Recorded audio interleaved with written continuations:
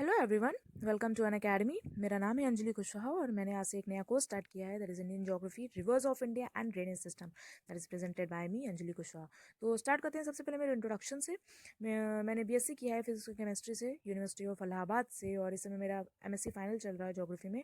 And simultaneously I am preparing for UPSC civil services examination. And 2016 में मैंने UPPSC mains के लिए qualify किया था इन मेरी first attempt. And my interest areas are creative art work, any kind of creative work like painting, sketching, craft work, quizzing and playing badminton.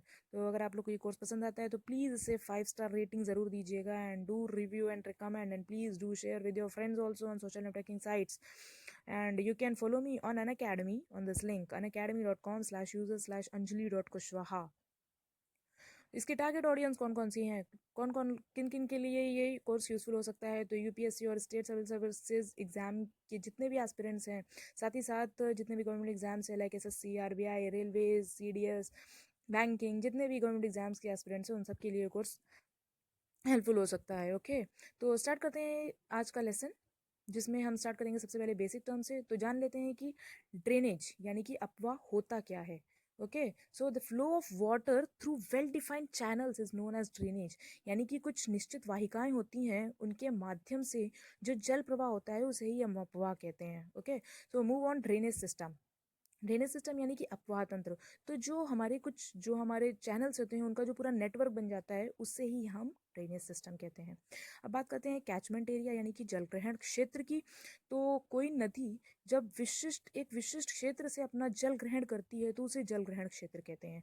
यानी कि मान लीजिए, अगर इसे एक एग्जाम्पल से समझे तो हम सबके घर में वॉश बेसिन होता है, ठीक है। यहाँ पर एक कोई टैप लगा हुआ है, यहाँ से वाटर यहाँ से गिर रहा है, तो ये जगह जगह यहाँ से पूरा वाटर गिर रहा है। यहाँ पर एक होल होता है, यहाँ से वाटर ड्रेन कर जाता है। तो ये जो पूरा जहाँ जहाँ से ये वाटर गिर रहा है, ये पूरा एरिया, इसी को हम जलग्रहण क्षेत्र कहते हैं, कैचमेंट एरिया। यानी कि जब कोई रिवर जहाँ जहाँ से अपना जल ग्रहण करती है उसे ही पूरा जलग्रहण क्षेत्र कहते हैं।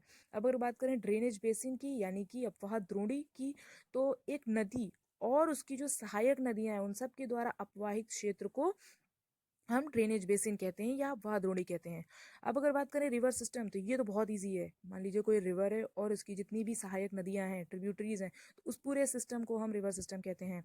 अब जैसे कि अगर कोई नदी है, मान लीजिए ये छोटी छोटी नदियां इसको ज्वाइन कर रही हैं, तो ये जो छोटी नदियां हैं इसे हम ट्रिब्यूटरीज कहते हैं। और जब कोई जो मेन रिवर है, जब वो मान लीजिए किसी समुद्र में गिर रही है, यहाँ जहाँ या जहाँ उसका माउथ होता है, तो वो छोटे छोटे चैनल्स में फिर से सब डिवाइड हो जाती है। तो इन चैनल्स को ही हम डिस्ट्रीब्यूटरीज या वितरिकाएं कहते हैं। ओके, अब बात करते हैं वाटर डिवाइड की। तो वाटर डिवाइड का मतलब होता है, मान लीजिए कोई दो अपवाह द्रोणी है, उनके बीच में जो सीमा रेखा है तो उसे ही हम वाटर डिवाइड कहते हैं। यानी कि दो जो ड्रेनेज बेसिन्स हैं उनके बीच में कोई भी अपलैंड एरिया, मान लीजिए कोई भी माउंटेन हो सकता है, तो उसे हम वाटर डिवाइड कहते हैं। अब अगर बात करें वाटर शेड की यानी कि जल संभर, तो जल संभर का मतलब होता है कि जैसे मान लीजिए कोई फर्स्ट ऑर्डर की रिवर है, तो इनके द्वारा जो अपवाही क्षेत्र होगा इसे हम वाटर शेड कहते हैं। ये कोई फर्स्ट ऑर्डर की रिवर है, ये सेकंड ऑर्डर की रिवर, तो इसके लिए जो पूरा एरिया होगा इसे हम वाटर शेड कहते हैं। अब अगर बात करें हम ड्रेनेज पैटर्न की यानी अपवाह प्रतिरूप, तो वैसे तो बहुत सारे ड्रेनेज पैटर्न्स हैं, लेकिन एनसीईआरटी में मेनली ये 4 ही दिए हुए हैं, तो हम सिर्फ इन्हीं के बारे में डिस्कस करेंगे। तो dendritic, rectangular, radial, trellis. Okay, तो सबसे पहले बात करते हैं डेंड्रिटिक यानी कि वृक्षाकार अपवाह प्रतिरूप। तो जो अपवाह प्रतिरूप पेड़ की शाखाओं के अनुरूप होते हैं उसे हम वृक्षाकार प्रतिरूप कहते हैं। जैसे जो उत्तर मैदान की जो नदियां होती हैं वो ये अपवाह प्रतिरूप बनाती हैं। ओके, अब अगर बात करें रेडियल या अरीय अपवाह प्रतिरूप की, तो जब नदियां किसी पर्वत से निकलकर सभी दिशाओं में बहती हैं तो उसे अरीय प्रतिरूप कहते हैं। जैसे अगर अमरकंटक जो पर्वत श्रृंखला है उससे जो निकलने वाली नदियां हैं वो इसी ड्रेनेज पैटर्न का निर्माण करती हैं, रेडियल पैटर्न का। अब अगर बात करें रेक्टेंगुलर की, तो स्ट्रांगली जॉइंट रॉक्स के सहारे इस ड्रेनेज पैटर्न का निर्माण होता है।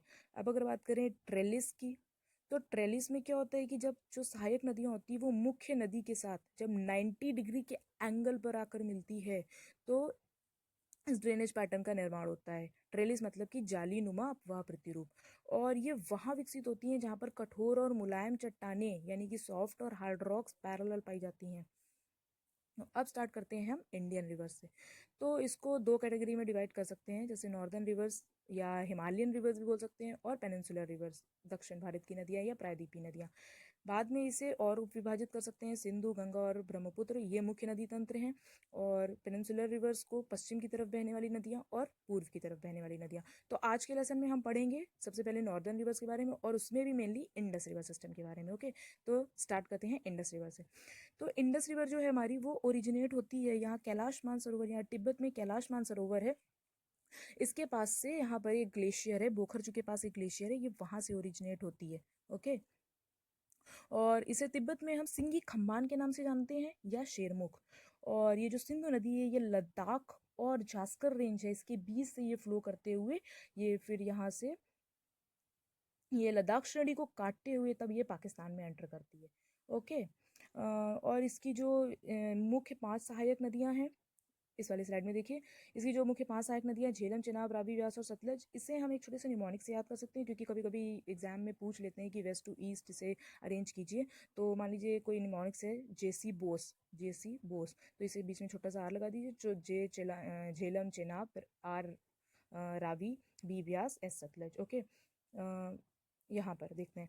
तो क्या हुआ था कि पार्टीशन के बाद 1960 में एक इंडस वाटर ट्रीटी हुई थी, सिंधु जल समझौता। तो उसमें क्या हुआ था कि पाकिस्तान के हिस्से में 3 नदियां आई थी और भारत के हिस्से में 3 नदियां आई थी। इंडस, झेलम, चेनाब ये पाकिस्तान को मिली थी, और रावी, व्यास और सतलज ये इंडिया को मिली थी। और लेकिन जो पाकिस्तान को जो नदियां मिली थी, तो उसमें एक क्लॉज था कि इंडिया उसका 20% वाटर, जो लिमिटेड यूज उस वाटर का कर सकता था। और एक चीज़ और भी है, जैसे अगर पूछ लिया जाए कि पाकिस्तान को कौन कौन सी नदियाँ मिली, तो मान लीजिए यहाँ पे इंडस लिख दें, तो जो ऊपर की 3 नदियाँ हैं ये पश्चिमी वाली नदियाँ, इंडस, झेलम, चेनाब ये पाकिस्तान वाली नदियाँ हैं, और रावी, ब्यास, सतलज जो पूर्व की तरफ नदियाँ हैं ये भारत को मिली हैं। और सिंधु नदी पर ही हमारा स्थित है लेह। अब अगर बात करें हम सिंधु नदी की सहायक नदियों की, ठीक है, तो सबसे पहले जो छोटी छोटी नदियां हैं उनको कवर कर लेते हैं। तो एक नदी निकलती है, ये श्योक नदी है, जो सियाचिन ग्लेशियर से निकलती है। और सियाचिन पर तो जानते ही हैं, इस पर भी इंडिया और पाकिस्तान के बीच में एक डिस्प्यूट चल रहा है। और एक नदी निकलती है हमारी झांसकर रिवर, ये झांसकर माउंटेन से निकलती है। और इसी के साथ साथ एक दूसरी रिवर निकलती है, सुरु नदी, सुरु रिवर निकलती है। ये दरअसल एक ऑब्सिक्वेंट रिवर है। ऑब्सिक्वेंट रिवर का मतलब क्या होता है कि जैसे कोई कॉन्सिक्वेंट रिवर है, कोई प्रधान अनुवर्ती कोई नदी है, तो वो जिस डायरेक्शन मान लीजिए फ्लो करती है, तो उसकी अपोजिट डायरेक्शन में जब कोई रिवर फ्लो करती है तो उसे हम ऑब्सिक्वेंट रिवर कहते हैं। ये जैसे जो इंडस रिवर है, ये ईस्ट टू वेस्ट फ्लो कर रही है, और ये जो सुरु रिवर है ये वेस्ट टू ईस्ट फ्लो कर रही है, इस पे जाके फिर सिंधु में मिल रही है। दैट्स वाई, इसलिए इसे ऑब्सिक्वेंट रिवर कहते हैं। ओके, और इसी पर हमारा लोकेटेड है कारगिल, जिस पर कारगिल वॉर हुआ था 1999 में। और ये 2 और रिवर्स हैं हमारी, हुंजा और गिलगिट। तो जो गिलगिट है ये हमारी इंडस की लास्ट ट्रिब्यूटरी है इंडिया में। अब बात करते हैं हम जो मेजर ट्रिब्यूटरीज हैं, तो सबसे पहले बात करते हैं झेलम की। तो जो झेलम नदी है ये हमारी ओरिजिनेट होती है, वेरीनाग झरना है, तो वहाँ से ये निकलती है, और श्रीनगर और वुलर झील से बहते हुए तब ये पाकिस्तान में एंटर करती है, और चेनाब नदी जो है उससे मिल जाती है। ठीक है, तो और इसी की एक सहायक नदी है किशन गंगा। तो किशन गंगा जो नदी है वो भारत और पाकिस्तान का जो बॉर्डर है वहाँ पर ये सिंधु नदी से मिलती है। और किशन गंगा पर ही हमारा एक विवाद भी चल रहा है भारत और पाकिस्तान के बीच में। तो क्या हुआ था कि इंडिया ने इस पर एक डैम बनाया था, तो पाकिस्तान ने इंटरनेशनल कोर्ट ऑफ आर्बिट्रेशन में इसके खिलाफ, भारत के खिलाफ केस दायर कर दिया था। और जो झेलम नदी है ये हमारी बारामूला के पास पाकिस्तान में एंटर करती है, और इसी पर हमारा लोकेटेड है श्रीनगर। अब बात करते हैं नेक्स्ट ट्रिब्यूटरी की, जो कि है चेनाब। तो जो चेनाब है वो 2 हेडवर्ड ट्रिब्यूटरी से मिलकर बनी है, चंद्रा और भागा। तो जो चंद्रा है वो हमारी निकलती है जोजिला पास से, यहाँ से, और जो भागा है वो हमारी बारालाचा यहाँ पास से, यहाँ से निकलती है। तो ये दोनों मिलकर हमारी चेनाब रिवर बनाती हैं। तो चंद्रा और भागा की वजह से ही इसे चंद्रभागा रिवर भी कहते हैं। और इस पर हमारे कई डैम्स स्थित है, जैसे दुलहस्ती, बगलियार, सलाल। तो बगलियार जो डैम है, तो इस पर भी भारत और पाकिस्तान के बीच में विवाद चल रहा है, और पाकिस्तान ने इसके खिलाफ भी भारत के खिलाफ भी केस दायर कर रखा है। अब बात करते हैं हम अगली सहायक नदी की, जो कि है रावी। तो इसका जो सोर्स है वो पीर पंजाल और धौलाधर श्रेणियाँ हैं, उनके बीच में रोहतांग पास स्थित है, वहाँ से निकलती है जो रावी नदी है हमारी। ठीक है, और ये जो चंबा घाटी से ये फ्लो करती है। तो यूपीएससी में 2015 में एक क्वेश्चन आया था कि खजियार के बारे में पूछा था। तो जो खजियार है वो एक्चुअली में हिल स्टेशन है, वो चंबा में लोकेटेड है। तो अब बात करते हैं हम अगली सहायक नदी की, जो कि है व्यास। तो व्यास हमारी ये भी रोहतांग पास के पास से ही निकलती है, व्यास कुंड है वहाँ से निकलती है और ये कुल्लू घाटी से गुजरती है, ठीक है। और धौलाधर नदी को काटते हुए ये पंजाब के मैदान में प्रवेश कर जाती है और सतलज नदी के पास सतलज नदी से ये हरिके के पास, ये पंजाब में है, वहाँ से मिल जाती है। ब्यास नदी की एक खास बात ये है कि कम्प्लीटली इंडिया में ही लोकेटेड है। ओके, नाउ अब बात करते हैं अपनी अगली सहायक नदी की, जो कि है सतलज नदी। ये हमारी last tributary of Indus. Okay, तो ये जो है ये भी तिब्बत में कैलाश मानसरोवर है, उसके पास से ये राक्षस ताल है, वहाँ से निकलती है ये, और इसे तिब्बत में लोकचेन खम्बाब के नाम से जाना जाता है। तो जब तक ये इंडिया में प्रवेश नहीं करती है तब तक ये सिंधु नदी के समानांतर ही बहती रहती है, उसके पैरेलल फ्लो करती है और ये इंडिया में एंटर करती है शिप्तीला पास के थ्रू। और इसकी एक सहायक नदी है स्पीति, इस पर एक डैम भी लोकेटेड है, नेफ्था झाकरी डैम, और इसी के साथ साथ जो भाखड़ा नंगल जो हमारा प्रोजेक्ट है वो भी इस पर ही सिचुएटेड है, ठीक है। तो सतलज नदी हमारी एक ऐसी रिवर है, मान लीजिए क्वेश्चन आ सकता है यूपीएससी में या किसी भी एग्जाम में कि ऐसी कौन सी रिवर है जो इंडिया से नहीं निकलती है, तो वो सतलज है, ये तिब्बत से निकलती है कैलाश मानसरोवर के पास से। अब बात करते हैं, ये क्वेश्चन आ चुका है यूपीएससी में, तो इसमें रिवर्स को नॉर्थ टू साउथ अरेंज करना था, तो मैंने इसे ऑलरेडी कर दिया है, तो आप इसे देख लीजिएगा, श्योक, इंडस, झांसकर, स्पीति और सतलज। तो इसमें देख लीजिए आप, ये स्पीति है, ये सतलज है, और जो पिछली वाली स्लाइड में अगर आपको याद हो तो जैसे श्योक यहाँ से थी और ये इंडस थी और ये यहाँ से झांसकर निकल रही थी, ठीक है। तो श्योक, इंडस, झांसकर और स्पीति और सतलज। ओके, तो ये हमारी नॉर्थ टू साउथ ये रिवर्स हो गई। अब तो हिमाचल प्रदेश से जो बहने वाली नदियाँ कौन कौन सी हो गई हमारी, चेनाब, रावी, व्यास, सतलज। तो सिंधु नदी की जो सारी मुख्य सहायक नदियाँ उनमें से सिर्फ झेलम हिमाचल प्रदेश से नहीं बहती है, बाकी सारी नदियाँ हिमाचल प्रदेश से बहती हैं। ओके, और अगर यमुना की बात करें तो ये भी देखिए ये बॉर्डर से निकल रही है, तो अगर क्वेश्चन आ जाता है कि यमुना किन किन स्टेट से होकर गुजरती है तो उसमें से हमारा हिमाचल प्रदेश भी आएगा। तो आज का लेसन यहीं ख़त्म करते हैं। अगर आप लोग को ये लेसन पसंद आया हो तो प्लीज़ इसे 5 स्टार रेटिंग ज़रूर दीजिएगा और रिव्यू और रिकमेंड भी कीजिएगा प्लीज़, और इसे शेयर भी कीजिएगा। और जो भी इसमें मुझे फीडबैक आप प्लीज़ कमेंट सेक्शन में ज़रूर दीजिएगा कि इसमें क्या क्या इम्प्रूवमेंट और इस कोर्स में कर सकते हैं, और इस कोर्स को और बेटर बनाने के लिए क्या क्या किया जा सकता है। तो प्लीज़ आप सजेशंस दे सकते हैं। तो इसी के साथ थैंक यू सो मच, और so see you in the next lesson. Thank you so much. Have a good day. Okay, hello everyone, how are you doing today? So मैंने इंडियन ज्योग्राफी में एक नया कोर्स स्टार्ट किया था, reverse of India and drainage system. तो इस course का आज नया लेसन है जिसमें हम पढ़ेंगे गंगा रिवर सिस्टम के बारे में, और इसका जो पहला लेसन था वो था इंडस रिवर सिस्टम, तो उसे आप जाकर देख सकते हैं। और इसे प्रस्तुत करूंगी मैं, अंजलि कुशवाहा। तो स्टार्ट करते हैं सबसे पहले मेरे इंट्रोडक्शन से। मैंने बीएससी किया है फिजिक्स एंड केमिस्ट्री में फ्रॉम यूनिवर्सिटी ऑफ इलाहाबाद, और अभी मेरा एमएससी फाइनल चल रहा है ज्योग्राफी में। और साथ ही साथ मैं यूपीएससी सिविल सर्विसेज एग्ज़ाम की भी प्रिपरेशन कर रही हूँ। एंड 2016 में मैंने यूपीपीएससी मेंस के लिए क्वालिफाई किया था। और ये है मेरे interest areas, creative art works, painting, sketching, quizzing etcetera. और अगर आप लोग को ये कोर्स पसंद आता है तो प्लीज़ इसे 5 स्टार रेटिंग ज़रूर दीजिएगा, क्योंकि ये रिफ्लेक्ट करता है कि आप इस कोर्स के बारे में क्या सोचते हैं, और इससे हमारे परफॉर्मेंस लेवल का भी पता चलता है। So please do review and recommend and please share with your friends also, ताकि ज़्यादा से ज़्यादा लोगों तक ये पहुंच सके और उन सब के लिए भी ये हेल्पफुल हो सके। ओके, तो आप मुझे इस लिंक पर भी फॉलो कर सकते हैं, narizanacademy.com/user/anjali.kushwaha। तो इससे जो मेरे अपकमिंग वीडियोज़ होंगे उनके डायरेक्टली नोटिफिकेशंस आपको मिल जाएंगे।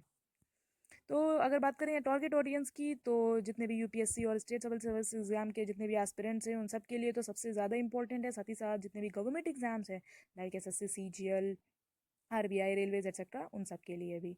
अब अगर बात करें इस कोर्स के ऑब्जेक्टिव की, तो इसमें मैंने जितनी भी मेजर इंडियन रिवर्स हैं उन सभी को कवर किया है। तो इंडस रिवर तो मैंने पहले ही कवर कर लिया है। अब जितने भी आगे आने वाले लेसन्स होंगे उसमें बाकी की जो नॉर्दर्न रिवर्स और पेनिनसुलर रिवर्स हैं उन सबको कवर किया है। और साथ ही साथ जो यूपीएससी और स्टेट सिविल सर्विसेज के जितने भी प्रीवियस ईयर क्वेश्चन हैं उन्हें भी मैंने इसमें कुछ कुछ क्वेश्चन को डिस्कस किया है। और इसी के साथ जो ज्योग्राफी की जो क्लास 9th और 11th की एनसीईआरटीज़ हैं, तो उसका जो चैप्टर है नंबर 3 ड्रेनेज, तो उसे भी मैंने पूरा कवर कर लिया है। तो अगर आपने अभी तक एनसीईआरटी नहीं पढ़ी है तो प्लीज़ पढ़ने की कोई ज़रूरत भी नहीं है, आप ये सिर्फ लेसन देख सकते हैं, ये आपके लिए मोर देन इनफ होगा, और इससे आपके ऑलमोस्ट सारे क्वेश्चंस सॉल्व हो जाएंगे। तो ये कोर्स उन लोग के लिए भी सबसे ज़्यादा इंपॉर्टेंट है जो इस साल यूपीएससी सिविल सर्विसेज एग्जाम में अपेयर होने वाले हैं 2017 में, जो 18 जून को जो होने वाला है एग्ज़ाम उसमें। ओके। तो मतलब अगर उन लोगों ने पढ़ भी लिया है तो एज अ रिवीजन के तौर पर आप ये कोर्स देख सकते हैं, तो ये काफ़ी होगा। और इसी के साथ साथ जो स्टेट सिविल सर्विस जो प्रीलिम्स और मेंस का जो एग्ज़ाम है उसमें तो सबसे ज़्यादा ज्योग्राफी से रिलेटेड क्वेश्चंस आते हैं, और उसमें भी इंडियन रिवर से क्वेश्चंस बहुत आते हैं, तो ये कोर्स आपके लिए बहुत हेल्पफुल हो सकता है। तो please watch this video. Okay. अब अगर बात करें हम इंडियन रिवर्स की, तो इसमें मैंने इंडस रिवर सिस्टम कवर कर लिया है। अब आगे आज हम बात करेंगे गंगा रिवर सिस्टम की। तो स्टार्ट करते हैं गंगा रिवर सिस्टम से। तो गंगा रिवर हमारी ओरिजिनेट होती है यहाँ उत्तराखंड में, उत्तरकाशी डिस्ट्रिक्ट है। तो वहाँ पर हमारा गंगोत्री जो है, गोमुख के पास गंगोत्री ग्लेशियर है, वहाँ से निकलती है, लेकिन ये तब भागीरथी के नाम से जानी जाती है। और इसी के साथ जो बद्रीनाथ है, वहाँ से हमारी निकलती है अलकनंदा। तो ये यहाँ पर सतोपंत ग्लेशियर है, ये वहाँ से निकलती है। और जो धौली गंगा है, ये यहाँ पर विष्णुप्रयाग के पास आकर इससे अलकनंदा से मिलती है। ठीक है।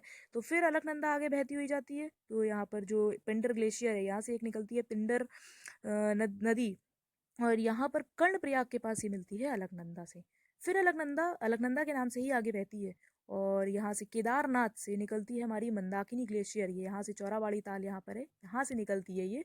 और फिर ये अलकनंदा से मिलती है रुद्रप्रयाग पे मिलती है मंदाकिनी और अलकनंदा। फिर अलकनंदा आगे बहती हुई जाती है, और तब ये जो गंगोत्री से हमारी भागीरथी रिवर निकल रही थी, ये देवप्रयाग में मिलती है हमारी अलकनंदा से। और ये बहुत इंपॉर्टेंट क्वेश्चन है, लगभग सारे एग्जाम में आ चुका है और आता ही रहता है, तो प्लीज़ ये नाम जरूर याद रखिएगा, देवप्रयाग, जहाँ पर भागीरथी और अलकनंदा का मिलन होता है। ठीक है। और अगर हम बद्रीनाथ की इम्पोर्टेंस की बात करें, तो आदि शंकराचार्य ने जो 4 पीठों की स्थापना की थी देश में, उसमें से बद्रीनाथ एक है। और अगर केदारनाथ की बात करें तो ये 12 ज्योतिर्लिंगों में से एक है। ओके। तो इसके बाद जो है हमारी देवप्रयाग के बाद ये गंगा के नाम से आगे फ्लो करना शुरू करती है, और हरिद्वार में ये मैदानी भाग में प्रवेश करती है। अब अगर हम इसके डायरेक्शन की बात करें गंगा की, तो ये देखिए, सबसे पहले ये दक्षिण दिशा में प्रवाहित होती है, फिर ये दक्षिण पूर्व, और फिर ये पूर्वी दिशा में प्रवाहित होती है, फिर उसके बाद ये कई डिस्ट्रीब्यूटरीज में बढ़ जाती है। ठीक है। अब अगर हम इसकी जो ट्रिब्यूटरीज हैं, तो ट्रिब्यूटरीज की अगर बात करें तो इसे 2 कैटेगरीज में डिवाइड कर सकते हैं, लेफ्ट बैंक ट्रिब्यूटरी और राइट बैंक ट्रिब्यूटरी। तो लेफ्ट बैंक ट्रिब्यूटरीज में हमारी जो मेनली रिवर्स हैं वो है रामगंगा, गोमती, घग्गर, गंडक, कोसी, महानंदा। और जो राइट बैंक ट्रिब्यूटरीज हैं उनमें जो मेनली रिवर्स हैं वो यमुना और सोन। तो स्टार्ट करते हैं सबसे पहले हम लेफ्ट बैंक ट्रिब्यूटरीज से। तो जो हमारी पहली रिवर है वो है रामगंगा। तो रामगंगा जो है वो निकलती है हमारी उत्तराखंड के पास, पौड़ी गढ़वाल है वहां से निकलती है। और फिर ये आगे जो है ये गंगा से हमारी मिलती है उत्तर प्रदेश में कन्नौज के पास। अब अगर बात करें हम गोमती रिवर की, तो ये नॉर्दर्न यूपी में पीलीभीत डिस्ट्रिक्ट है, वहाँ पर फुलर लेक है, वहाँ से ये निकलती है, और इसी पर हमारा लोकेटेड लखनऊ। ठीक है। अब अगर बात करें जितनी भी गंगा की जितनी भी ट्रिब्यूटरीज हैं, तो उसमें से सिर्फ गोमती ही एक ऐसी है रिवर ट्रिब्यूटरी जिसका जो उद्गम क्षेत्र है वो मैदानी एरिया में, बाकी सब हिमालयन सब हिमालयन रिवर्स है, सारी हिमालय से निकलती हैं। ओके। अब अगर बात करें हम अगली सहायक नदी की, जो कि है घग्गर, तो घग्गर हमारी निकलती है नेपाल तिब्बतन बॉर्डर, यानी कि वहाँ पर जो मानसरोवर है तो उसके सदर्न साइड में गुरला मंदाता पीक है, वहाँ से निकलती है ये। और इसकी जो एक ब्रांच है वो इंडिया नेपाल बॉर्डर से निकलती है, और उसे काली रिवर कहते हैं। और जो दूसरी है वो करनाली रिवर है, वो वहाँ से करनाली, और ये जो काली और करनाली है यही दोनों मिलकर बनाती हैं घग्गर। ठीक है। और इसी पर हमारी जो घग्गर रिवर है इसी पर हमारा लोकेटेड है अयोध्या, फैजाबाद। और जो काली है तो इसकी एक लेफ्ट बैंक ट्रिब्यूटरी भी है, राप्ती। और अगर हम एक और फैक्ट की बात करें, तो जो काली है, तो मतलब जो घाघरा है, तो उसे नेपाल में तो हम काली कहते हैं, लेकिन जब भारत में ये आती है तो इसे शारदा या सरयू कहते हैं। अब बात करते हैं अगली ट्रिब्यूटरी की है, जो है गंडक। तो गंडक का जो ओरिजिन है वो है नेपाल से है, और इसकी एक ट्रिब्यूटरी है काली गंडक और साथ में त्रिशूल गंगा। तो ये हमारी मिलती है गंगा से पटना के पास। ओके। अब अगर बात करें हम अगली लेफ्ट बैंक ट्रिब्यूटरी की, तो है कोसी, ये सबसे इम्पोर्टेंट हमारी लेफ्ट बैंक ट्रिब्यूटरी है। ये निकलती है नेपाल तिब्बतन बॉर्डर से, और इसे बिहार का शोक भी कहते हैं, क्योंकि ये जो अपना है वो मार्ग परिवर्तित करती रहती है। तो ये जो तिब्बत में ये जानी जाती है सप्तकोशी के नाम से, 7 स्ट्रीम्स होती हैं। और फिर जब ये नेपाल में आती है तो ये 3 स्ट्रीम्स में हो जाती है, और तब इसे त्रिवेणी कहते हैं, ठीक है। और ये जो 3 स्ट्रीम्स हैं तो ये पूरा तीनों मर्ज होकर तब बनाती हैं कोसी, और तब ये एंटर करती है इंडिया में। तो अगर हम बात करें जैसे कि एक्चुअली में होता क्या है कि जब ये हिली रीजन से पास करती है तो इसका जो प्लेन, तो इसे बहुत छोटा प्लेन रीजन मिलता है, ठीक है। तो उसके बाद जो डिपॉजिट्स होता है वो बहुत ज़्यादा मात्रा में होता है। तो जैसे ही ये प्लेन एरिया में आती है तो इसका जो वॉल्यूम होता है वो बहुत बहुत ज़्यादा हो जाता है। तो इतना ज़्यादा सेडिमेंट्स होने की वजह से जो इसका नदी तल होता है तो उसमें बहुत ज़्यादा डिपोजिशन हो जाता है, और इसी कारण उसका जो कोर्स होता है वो चेंज होता रहता है, और इसमें इतनी ज़्यादा फ्लड्स आती हैं। तो जानते ही हैं बिहार में कोसी की वजह से कितना ज़्यादा फ्लड आता है। अब अगर बात करें हम राइट बैंक ट्रिब्यूटरी की, तो एक है हमारी यमुना। तो यमुना जो है वो हमारी यमुनोत्री ग्लेशियर है, वहाँ से निकलती है बंदरपुर पीक के पास से। और जो इसकी लॉन्गेस्ट ट्रिब्यूटरी है, ये जो है यमुना, ये गंगा की लॉन्गेस्ट ट्रिब्यूटरी है। और ये फिर प्रयाग के पास मिलती है गंगा से, ठीक है। ये देखिए प्रयाग के पास यहाँ पर गंगा से मिलती है ये, इलाहाबाद जिसे कहते हैं। और अगर हम इसकी ट्रिब्यूटरीज की बात करें तो इसकी जो राइट बैंक ट्रिब्यूटरीज हैं वो है चंबल, सिंध, केतवा। ये देखिए राइट बैंक ट्रिब्यूटरीज जो है चंबल, सिंध, केतवा और सॉरी बेतवा, केन, ठीक है। और जो इसकी लेफ्ट बैंक ट्रिब्यूटरीज है वो है हिंडन, रिंद, सेंगर और वरुणा। और जो यमुना पर जो हमारी सिटीज लोकेटेड है मेनली वो है दिल्ली, आगरा, मथुरा। अब अगर हम एक जो इसकी मेन ट्रिब्यूटरी है चंबल, उसके बारे में थोड़ा सा पढ़ लेते हैं। तो जो चंबल है वो मध्य प्रदेश में एक मालवा प्लेटू है, वहां से निकलती है और राजस्थान में ये कोटा पहुंचती है, ठीक है। और इसी पर हमारा जो गांधी सागर डैम है वो बनाया गया है, ठीक है। और चंबल तो जानते ही हैं आप लोग, ये चंबल वाइन्स के लिए काफ़ी ज़्यादा फेमस है। तो अब बात करते हैं हम अपनी अगली राइट बैंक ट्रिब्यूटरी की, जो कि है सोन। तो ये जो इसका जो उद्गम क्षेत्र है ये अमरकंटक प्लेटू है, ये देखिए यहाँ से निकलती है सोन रिवर। और ये गंगा से मिलती है हमारी पटना के पास, ये बहुत इंपॉर्टेंट क्वेश्चन है, ये आरा के पास मिलती है। और जो इसकी और ट्रिब्यूटरीज हैं तो वो एक रिहंद नदी है, तो इस पर हमारा गोविंद वल्लभ पंत सागर डैम बना हुआ है। और अगर इसकी ट्रिब्यूटरीज की बात करें तो एक नॉर्थ कोयल है, और ये नॉर्थ कोयल निकलती है हमारी छोटा नागपुर प्लेटू से। और इसी के साथ एक साउथ कोयल जो है वो ब्रह्माणी की ट्रिब्यूटरी है, ठीक है। अब अब अगर हम एक और रिवर की बात करें, एक और जैसे गंगा की जो डिस्ट्रीब्यूटरी की बात करें तो एक हुगली है। तो हुगली जो है तो ये बांग्लादेश में जाने से पहले गंगा की डिस्ट्रीब्यूटरी बनती है। और इसी के साथ अगर हम बात करें छोटा नागपुर प्लेटू है तो उसके जो ईस्टर्न एज से हमारी एक दामोदर रिवर फ्लो करती है, वो जो रिफ्ट वैली से फ्लो करती है और ये जाकर हुगली नदी से मिलती है। तो इसकी अगर एक ट्रिब्यूटरी की बात करें तो बराकर इसकी एक ट्रिब्यूटरी है। तो इसे भी हम सौरव ऑफ बंगाल के नाम से जानते हैं दामोदर रिवर को। लेकिन जब दामोदर वैली कॉरपोरेशन के अंडर आ गई है तो अब इसमें इतने ज़्यादा फ्लड्स नहीं आते। अब अगर गंगा की एक और बहुत इंपॉर्टेंट ट्रिब्यूटरी की बात करें तो वह है महानंदा, और ये दार्जिलिंग हिल्स है वहाँ से निकलती है। और जो वेस्ट बंगाल है तो वेस्ट बंगाल में ये बाएं तट पर गंगा से मिलती है, और ये गंगा से मिलने वाली जो है ये लास्ट ट्रिब्यूटरी है, ठीक है। तो यहीं पर हमारा कोर्स ये आज का लेसन ख़त्म होता है। और अगर आप लोग को ये लेसन पसंद आया हो तो प्लीज़ इसे 5 स्टार रेटिंग ज़रूर दीजिएगा, और इसे शेयर भी कीजिएगा, और रिव्यू और रिकमेंड भी प्लीज़, ओके। तो यहीं पर ये कोर्स ख़त्म करते हैं आज। एंड प्लीज़ आप फीडबैक ज़रूर दीजिएगा कि ये लेसन्स आपको कैसे लग रहे हैं। तो thanks for watching, have a good day. Hello everyone, कैसे हैं आप सब लोग। तो हम बात कर रहे थे इंडियन रिवर्स की, जिसमें हमने इंडस और गंगा रिवर सिस्टम को कवर कर लिया है। आज हम बात करेंगे ब्रह्मपुत्र रिवर सिस्टम की, तो जिसे प्रस्तुत करूंगी मैं, अंजलि कुशवाहा। ये रहा मेरा एक ब्रीफ इंट्रोडक्शन। मैंने बीएससी किया है फिजिक्स एंड केमिस्ट्री में फ्रॉम यूनिवर्सिटी ऑफ इलाहाबाद। अभी मेरा एमएससी फाइनल चल रहा है ज्योग्राफी से। और मैंने 2016 में यूपीपीसीएस मेंस के लिए क्वालिफाई किया था। ये मेरे कुछ इंटरेस्ट एरियाज़ हैं, creative art work, painting, sketching, quizzing etcetera. और अगर आप लोग को ये कोर्स पसंद आता है तो प्लीज़ इसे 5 स्टार रेटिंग ज़रूर दीजिएगा, 3, 4 और 5, जैसा आपको अच्छा लगे। और इसे रिव्यू, रिकमेंड और शेयर भी कीजिएगा। तो आप मुझे इस लिंक पर फॉलो भी कर सकते हैं, academy.com/user/अंजलि कुशवाहा। तो हमने बात कर ली थी नॉर्दर्न रिवर्स में इंडस और गंगा रिवर सिस्टम की। आज हम बात करेंगे ब्रह्मपुत्र रिवर सिस्टम की, ओके। तो जो ब्रह्मपुत्र रिवर है हमारी, वो विश्व की सबसे बड़ी नदियों में से एक है और इसका जो उद्गम है वो कैलाश रेंज में यहाँ मानसरोवर लेक है उसके पास से चिमायोंगजुंग ग्लेशियर से ये निकलती है और फिर ये पूर्व दिशा में ये बहती है। ठीक है, तो ये हमारी ग्रेटर हिमालयाज और कैलाश रेंज के बीच से ये फ्लो करती है, यानी कि जो लेसर हिमालयाज है वहाँ से होती हुई ये यहाँ पे नामचा बरवा पीक है यहाँ पर। तो यहाँ यहाँ पर एक काफ़ी गहरा गॉर्ज बनाती है। गॉर्ज बनाते हुए ये तेज़ बहाव वाली नदी के रूप में बाहर निकलती है। तो तिब्बत में इसे हम यार्लिंग सांगपो के नाम से जानते हैं या प्यूरिफायर या शोधक भी कहते हैं इसे। और फिर उसके बाद तो ये अरुणाचल में सदिया के पास से ये एंटर करती है, सदिया के वेस्ट से इंडिया में एंटर करती है। तो तब इसे हम दिहांग या सियांग के नाम से जानते हैं। और फिर ये असम वैली में एंटर करती है, तब हम इसे ब्रह्मपुत्रा कहते हैं। ओके, फिर ये असम से यहाँ से होती हुई ये बांग्लादेश में जब एंटर करती है तब इसे जमुना कहते हैं। और तब ये पद्मा के साथ कंबाइंड होकर बे ऑफ बंगाल में जाकर गिर जाती है और यहीं पर बांग्लादेश में से एक और तीस्ता रिवर आकर जुड़ती है। ओके, अब अगर बात करें इसकी हम कुछ मेजर ट्रिब्यूटरीज की, तो इसकी लेफ्ट बैंक ट्रिब्यूटरीज है दिबांग, लोहित, धनसिरी, कपिली। और इसकी जो राइट बैंक ट्रिब्यूटरीज है वो है मानस, सुबनसिरी। तो मानस और सुबनसिरी के अलावा इसकी दो और ट्रिब्यूटरीज हैं, कैमिंग और संकोश। तो अगर कैमिंग की थोड़ी सी और बात कर लें तो ये एक्चुअली में अरुणाचल प्रदेश से ओरिजिनेट होती है और तेजपुर के पास जाकर ये अरुणाचल प्रदेश से मिल जाती है।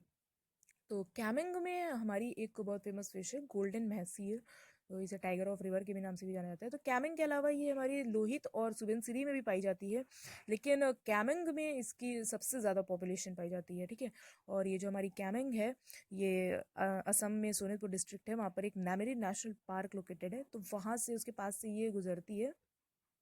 और ये जो नामेरी नेशनल पार्क हमारा एलिफेंट रिजर्व और बर्ड वॉचर्स पैराडाइज के लिए भी जाना जाता है।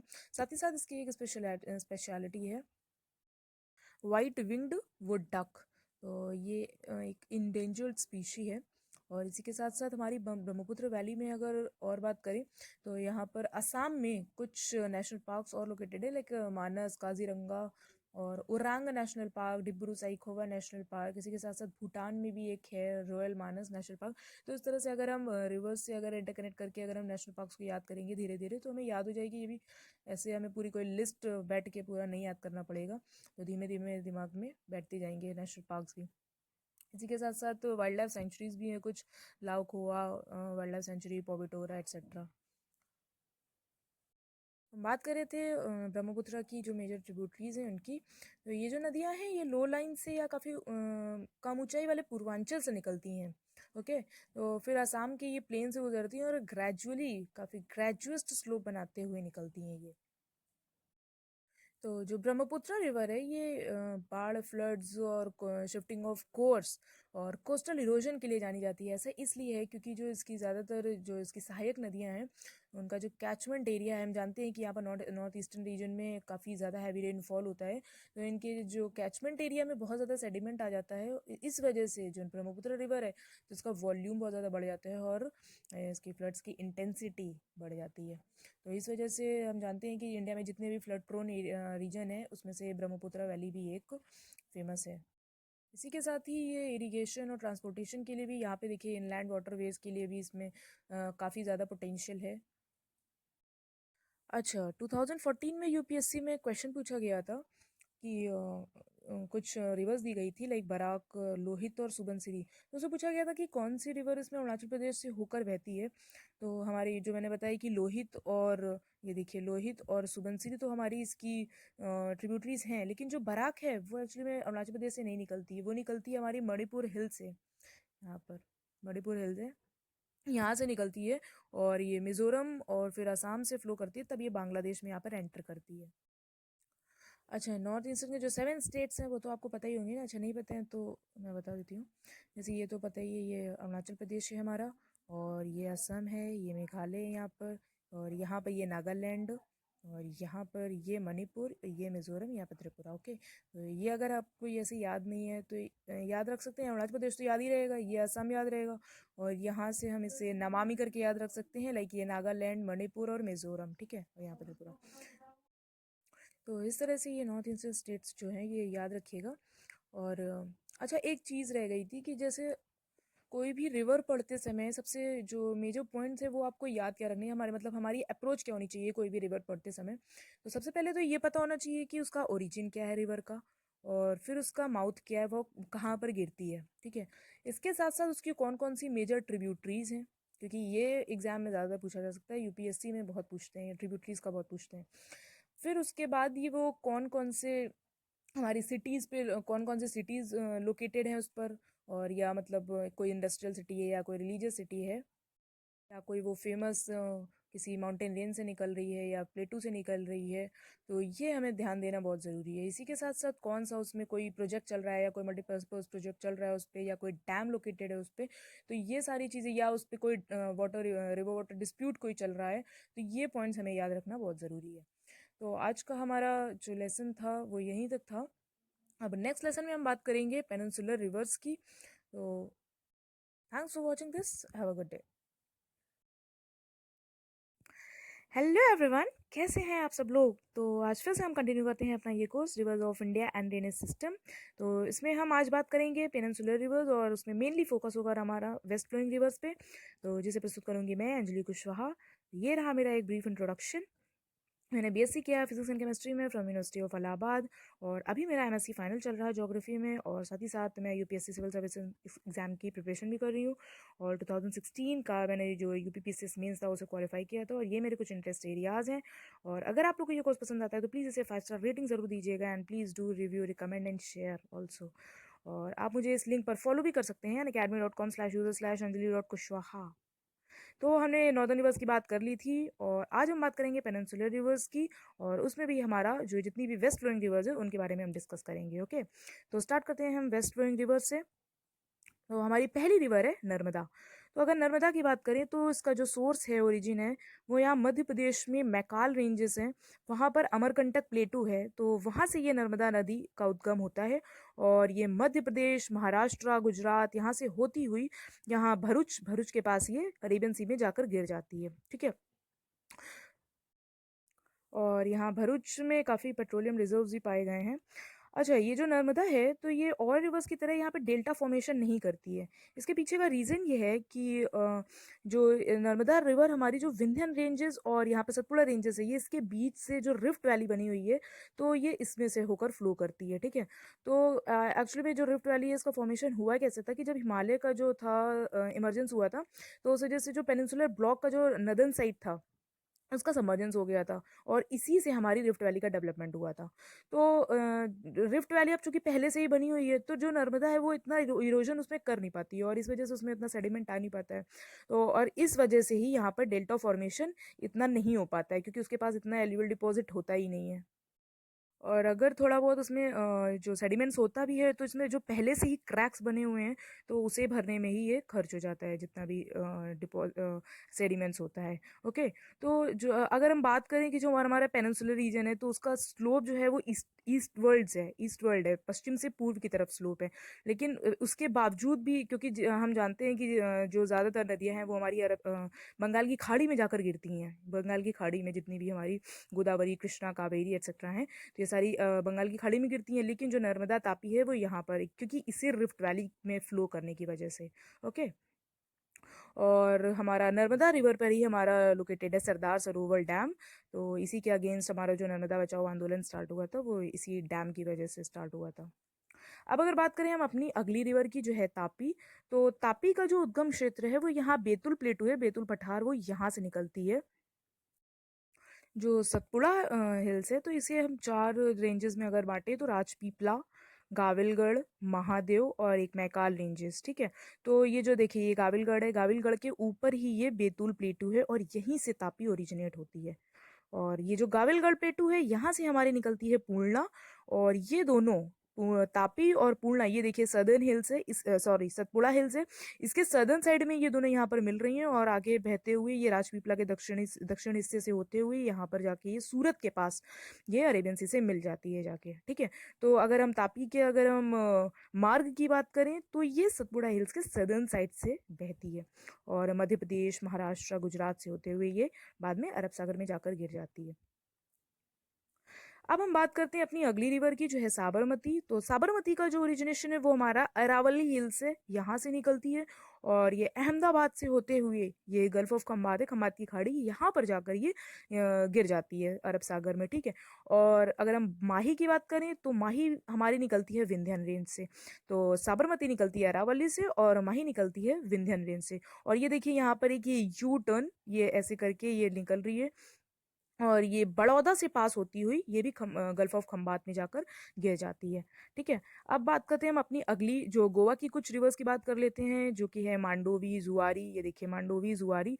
तो ये जो रिवर्स हैं ये हमारी वेस्टर्न घाट से यहाँ पर ये यहीं से ओरिजिनेट होती हैं और जाकर अरब सागर में ये गिर जाती हैं। अब बात करते हैं हम कर्नाटका की कुछ रिवर्स की। तो जो मेनली कुछ कुछ रिवर्स हैं तो वो है काली नदी, शरावती, नेत्रावती। और ये जो शरावती है तो इसी पर ही हमारा लोकेटेड है जोग फॉल, तो जो कि भारत का सबसे बड़ा फॉल है। अच्छा, यहाँ पर एक पॉइंट आप लोग ये याद रख सकते हैं, पूछा भी जा सकता है एग्जाम में, कि जो जैसे विड्थ के हिसाब से, चौड़ाई के हिसाब से, तो जो भारत का सबसे बड़ा फॉल है, जलप्रपात है, वो है शरावती पर जोग फॉल। लेकिन अगर हम वॉल्यूम के पॉइंट ऑफ व्यू से देखें तो मतलब यानी आयतन के हिसाब से देखें तो भारत का सबसे बड़ा जो जलप्रपात है वो होगा कावेरी नदी पर जो शिव समुद्रम जलप्रपात बना है, वो होगा। ओके, तो ये आप पॉइंट याद रखिएगा। अब अगर हम बात करें केरला की कुछ रिवर्स की, तो केरला में जो मेनली कुछ रिवर्स हैं लाइक पेरियार, पंबा, इसके अलावा एक भरत पूजा भी रिवर है, वो मैंने लिखा नहीं, सॉरी भूल गई। तो जो भरत पूजा रिवर है वो एक्चुअली में केरला की वो सबसे बड़ी वो रिवर है। और उसके बाद जो पेरियार रिवर है ये सेकंड नंबर की रिवर है, केरला की बड़ी केरला की मतलब ये दूसरी सबसे बड़ी रिवर है। ओके, तो पेरियार हमारी निकलती है अन्नामलाई से, और जो भरतपुजा रिवर थी वो भी हमारी अन्नामलाई से, अन्नामलाई हिल से यहाँ से निकलती है। और वेम्बनाथ लेक का ये मुहाना है, यहाँ पर ये गिर जाती है, ठीक है। अब अगर बात करें पंबा रिवर की, तो पंबा रिवर जो है ये इलायची की पहाड़ियाँ कार्डमम मिल से यहाँ से ये निकलती है। और वेम्बनाथ लेक का जो ओरिजिन है वहां से, सोर्स है वेम्बनाथ लेक का, यहाँ पर ये गिर जाती है, ठीक है। तो पेरियार रिवर की वजह से ही हमारा केरला में इरिगेशन, हाइड्रो इलेक्ट्रिसिटी, ये इन सब चीज़ों के लिए बहुत ज़्यादा इंपॉर्टेंट रिवर है ये। और अगर वेम्बनाथ की बात करें हम, तो वेम्बनाथ जो है ये इंडिया का एक वेटलैंड है, एक्चुअली में इंडिया का ये सबसे बड़ा वेटलैंड है।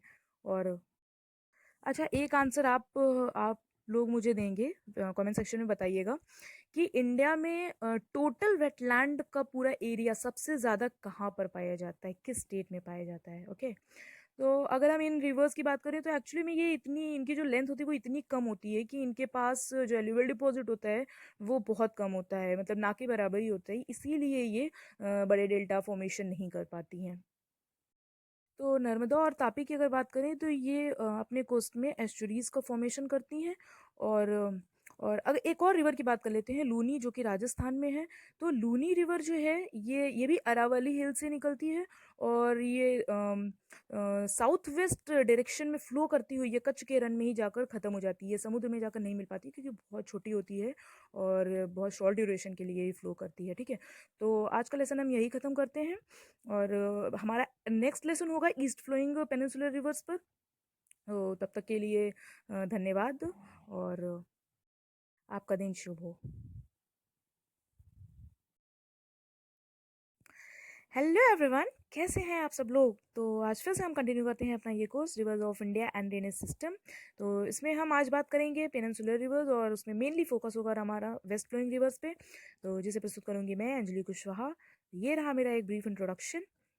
मैंने बीएससी किया फिजिक्स एंड केमिस्ट्री में फ्रॉम यूनिवर्सिटी ऑफ इलाहाबाद, और अभी मेरा एमएससी फाइनल चल रहा है ज्योग्राफी में, और साथ ही साथ मैं यूपीएससी सिविल सर्विस एग्जाम की प्रिपरेशन भी कर रही हूँ। और 2016 का मैंने जो यूपीपीसीएस मेंस था उसे क्वालिफाई किया था, और ये मेरे कुछ इंटरेस्ट एरियाज़ हैं। और अगर आप लोग को ये कोर्स पसंद आता है तो प्लीज़ इसे 5 स्टार रेटिंग ज़रूर दीजिएगा, and please do review, recommend and share also. और आप मुझे इस लिंक पर फॉलो भी कर सकते हैं, academy.com/user/anjali.kushwaha। तो हमने नॉर्दर्न रिवर्स की बात कर ली थी, और आज हम बात करेंगे पेनिनसुलर रिवर्स की, और उसमें भी हमारा जो जितनी भी वेस्ट फ्लोइंग रिवर्स है उनके बारे में हम डिस्कस करेंगे। ओके, तो स्टार्ट करते हैं हम वेस्ट फ्लोइंग रिवर्स से। तो हमारी पहली रिवर है नर्मदा।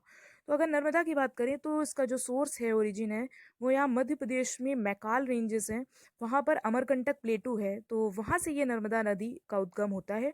और ये मध्य प्रदेश, महाराष्ट्र, गुजरात, यहाँ से होती हुई यहाँ भरूच, भरूच के पास ये अरेबियन सी में जाकर गिर जाती है, ठीक है। और यहाँ भरूच में काफ़ी पेट्रोलियम रिजर्व्स भी पाए गए हैं। अच्छा, ये जो नर्मदा है तो ये और रिवर्स की तरह यहाँ पे डेल्टा फॉर्मेशन नहीं करती है। इसके पीछे का रीज़न ये है कि जो नर्मदा रिवर हमारी जो विंध्यन रेंजेस और यहाँ पे सतपुड़ा रेंजेस है, ये इसके बीच से जो रिफ्ट वैली बनी हुई है, तो ये इसमें से होकर फ्लो करती है, ठीक है। तो एक्चुअली में जो रिफ्ट वैली है इसका फॉर्मेशन हुआ कैसे था कि जब हिमालय का जो था इमरजेंस हुआ था, तो उस वजह से जो पेनिनसुलर ब्लॉक का जो नदर्न साइड था उसका सबमर्जेंस हो गया था और इसी से हमारी रिफ्ट वैली का डेवलपमेंट हुआ था। तो रिफ्ट वैली अब चूंकि पहले से ही बनी हुई है तो जो नर्मदा है वो इतना इरोजन उसमें कर नहीं पाती है और इस वजह से उसमें इतना सेडिमेंट आ नहीं पाता है।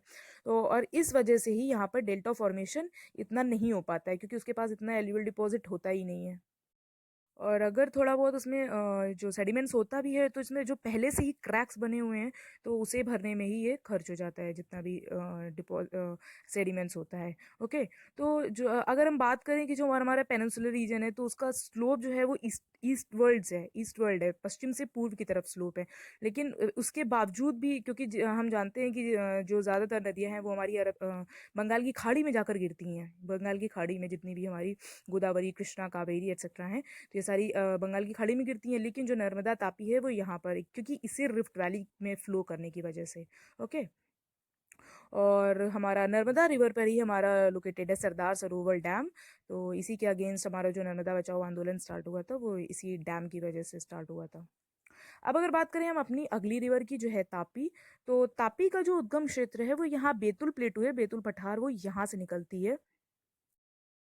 जो सतपुड़ा हिल्स है तो इसे हम 4 रेंजेस में अगर बांटे तो राजपीपला, गाविलगढ़, महादेव और एक मैकाल रेंजेस, ठीक है। तो ये जो देखिए ये गाविलगढ़ है, गाविलगढ़ के ऊपर ही ये बेतुल प्लेटू है और यहीं से तापी ओरिजिनेट होती है। और ये जो गाविलगढ़ प्लेटू है यहाँ से हमारी निकलती है पूर्णा। और ये दोनों तापी और पूर्णा ये देखिए सदर्न हिल्स है, इस सॉरी सतपुड़ा हिल्स है, इसके सदर्न साइड में ये दोनों यहाँ पर मिल रही हैं और आगे बहते हुए ये राजपीपला के दक्षिण हिस्से से होते हुए यहाँ पर जाके ये सूरत के पास ये अरेबियन सी से मिल जाती है जाके, ठीक है। तो अगर हम तापी के अगर हम मार्ग की बात करें तो ये सतपुड़ा हिल्स के सदर्न साइड से बहती है और मध्य प्रदेश, महाराष्ट्र, गुजरात से होते हुए ये बाद में अरब सागर में जाकर गिर जाती है। अब हम बात करते हैं अपनी अगली रिवर की जो है साबरमती। तो साबरमती का जो ओरिजिनेशन है वो हमारा अरावली हिल से यहाँ से निकलती है और ये अहमदाबाद से होते हुए ये गल्फ ऑफ खंबात है, खंबात की खाड़ी, यहाँ पर जाकर ये गिर जाती है अरब सागर में, ठीक है। और अगर हम माही की बात करें तो माही हमारी निकलती है विंध्यन रेंज से।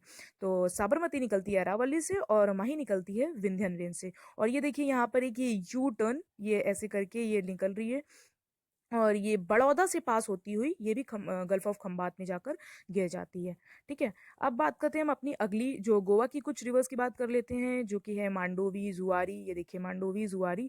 तो ये जो रिवर्स हैं ये हमारी वेस्टर्न घाट से यहाँ पर ये यहीं से ओरिजिनेट होती हैं और जाकर अरब सागर में ये गिर जाती हैं।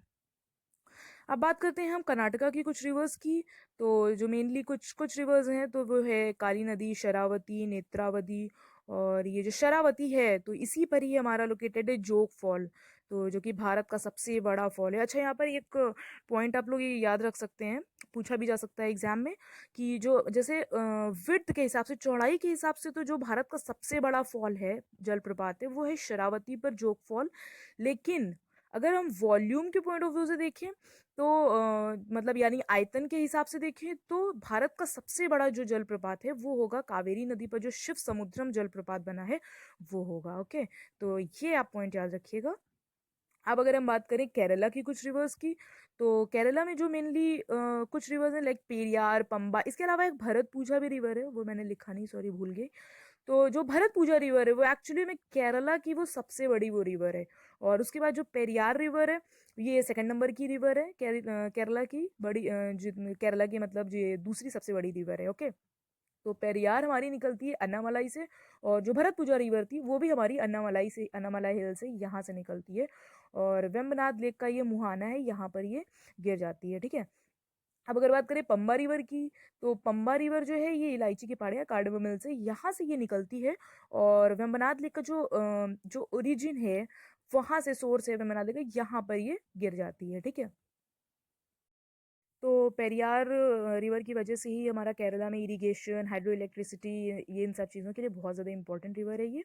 और अगर वेम्बनाड की बात करें हम, तो वेम्बनाड जो है ये इंडिया का एक वेटलैंड है। एक्चुअली में इंडिया का ये सबसे बड़ा वेटलैंड है। और अच्छा, एक आंसर आप लोग मुझे देंगे, कमेंट सेक्शन में बताइएगा कि इंडिया में टोटल वेटलैंड का पूरा एरिया सबसे ज़्यादा कहाँ पर पाया जाता है, किस स्टेट में पाया जाता है। ओके, तो अगर हम इन रिवर्स की बात करें तो एक्चुअली में ये इतनी, इनकी जो लेंथ होती है वो इतनी कम होती है कि इनके पास जो एल्यूवियल डिपॉजिट होता है वो बहुत कम होता है, मतलब ना के बराबर ही होता है, इसीलिए ये बड़े डेल्टा फॉर्मेशन नहीं कर पाती हैं। तो नर्मदा और तापी की अगर बात करें तो ये अपने कोस्ट में एस्चुरीज का फॉर्मेशन करती हैं। और और अगर एक और रिवर की बात कर लेते हैं, लूनी, जो कि राजस्थान में है। तो लूनी रिवर जो है ये भी अरावली हिल से निकलती है, और ये साउथ वेस्ट डायरेक्शन में फ्लो करती हुई ये कच्छ के रन में ही जाकर ख़त्म हो जाती है, समुद्र में जाकर नहीं मिल पाती क्योंकि बहुत छोटी होती है और बहुत शॉर्ट ड्यूरेशन के लिए ही फ्लो करती है। ठीक है, तो आज का लेसन हम यही ख़त्म करते हैं, और हमारा नेक्स्ट लेसन होगा ईस्ट फ्लोइंग पेनिनसुलर रिवर्स पर। तो तब तक के लिए धन्यवाद, और आपका दिन शुभ हो। Hello everyone, welcome to Unacademy. तो कैसे हैं आप सब लोग? तो कंटिन्यू करते हैं हम आज का ये फिर से course, reverse of India and drainage system. तो आज हम बात करेंगे ईस्ट फ्लोइंग पेनिनसुलर रिवर्स की। इसे प्रस्तुत करूंगी मैं, अंजलि कुशवाहा। ये रहा मेरा एक ब्रीफ इंट्रोडक्शन। मैंने बीएससी किया है फिजिक्स एंड केमिस्ट्री में फ्रॉम यूनिवर्सिटी ऑफ इलाहाबाद, और अभी मेरा एमएससी फाइनल चल रहा है ज्योग्राफी से। और इसी के साथ साथ मैं यूपीएससी सिविल सर्विसेज एग्ज़ाम की प्रिपरेशन भी कर रही हूँ। एंड 2016 में मैंने यूपीपीएससी मेंस के लिए क्वालिफाई किया था। और ये है मेरे कुछ interest areas: creative art work, painting, sketching, quizzing, playing badminton. और अगर आप लोग को ये कोर्स पसंद आता है और किसी भी तरह से यूज़फुल होता है तो प्लीज़ इसे रेटिंग ज़रूर दीजिएगा, 5 स्टार रेटिंग्स, और इसे रिव्यू, रिकमेंड और शेयर भी कीजिएगा। इसी के साथ साथ आप मुझे इस लिंक पर फॉलो भी कर सकते हैं, academy.com/user/anjali.kushwaha। तो हमने नॉर्दर्न रिवर्स पूरी कवर कर ली थी, और पेनिनसुलर रिवर्स में भी ईस्ट फ्लोइंग रिवर्स, हम वेस्ट फ्लोइंग रिवर्स हमने कवर कर ली थी। आज हम पढ़ेंगे ईस्ट फ्लोइंग रिवर के बारे में। ठीक है, तो स्टार्ट करते हैं हम अपनी आज की सबसे पहली ईस्ट फ्लोइंग रिवर की, जो कि है दामोदर। तो दामोदर रिवर हमारी, इसका जो ओरिजिन है, सोर्स है, वो यहाँ छोटा नागपुर प्लेटू, ये यहाँ से निकलती है। और ये है, ये रिफ्ट वैली से फ्लो करती है, और फाइनली ये हुगली को ज्वाइन करती है।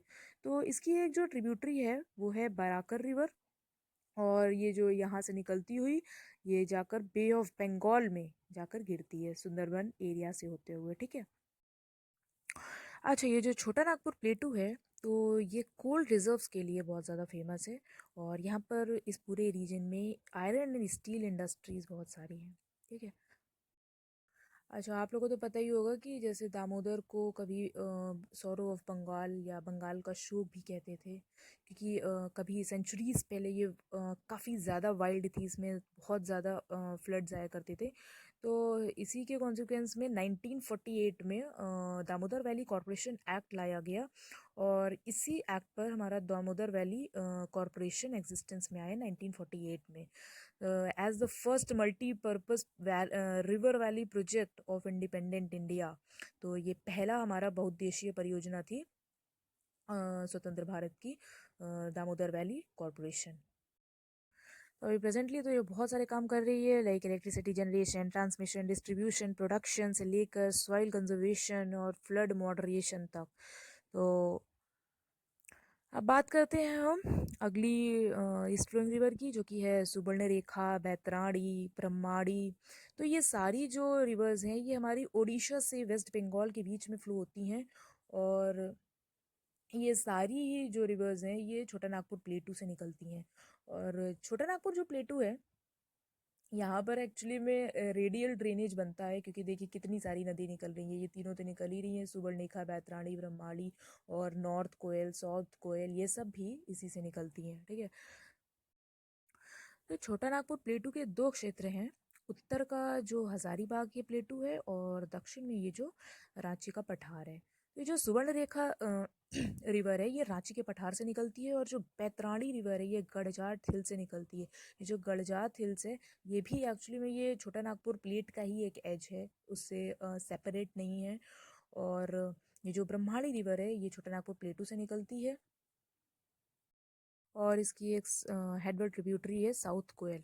अच्छा, इसी के साथ नॉर्थ ईस्टर्न एज पे जो छोटा नागपुर पठार का जो नॉर्थ ईस्टर्न एज है वही हमारा राजमहल हिल्स है। अब बात करते हैं महानदी की।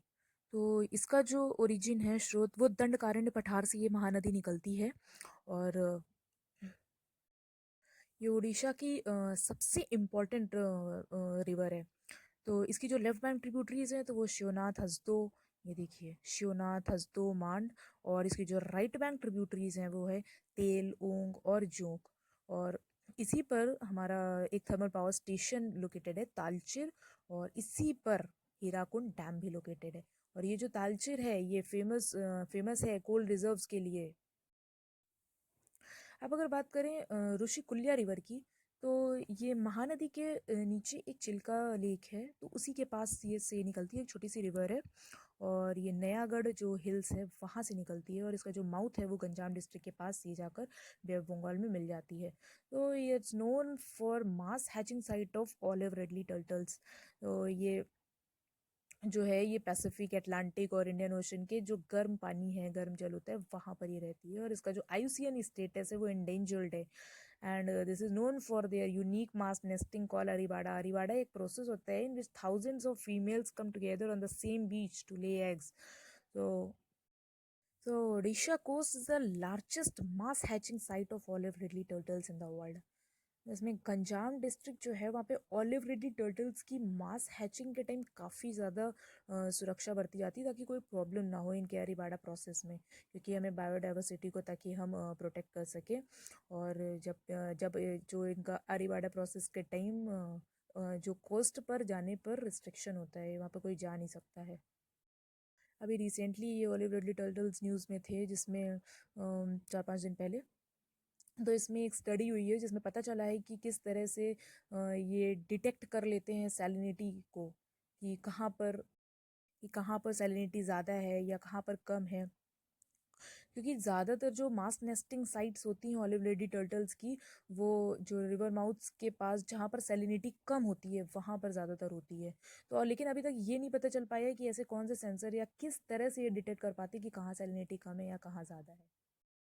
तो आज का लेसन यहीं तक था। नेक्स्ट लेसन में हम बात करेंगे बाकी की जितनी भी ईस्ट फ्लोइंग रिवर्स बची हुई हैं वो हम बात करेंगे, गोदावरी, कृष्णा, कावेरी एट्सेट्रा। तो thanks for watching, have an awesome day. Hello everyone, welcome to Unacademy.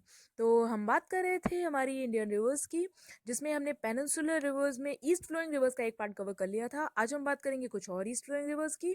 तो इसे प्रस्तुत करूंगी मैं, अंजलि कुशवाहा।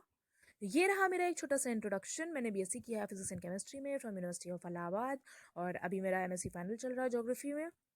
और मैंने ये 2016 में यूपीपीसीएस मेंस के लिए क्वालिफाई किया था। ये है मेरे कुछ interest areas, creative art, film, painting, sketching etcetera. और अगर आप लोग को ये कोर्स पसंद आता है तो प्लीज़ इसे 5 स्टार रेटिंग ज़रूर दीजिएगा, and please do review, recommend and share also. और आप मुझे इस लिंक पर फॉलो भी कर सकते हैं, academy.com/user/anjali.kushwaha।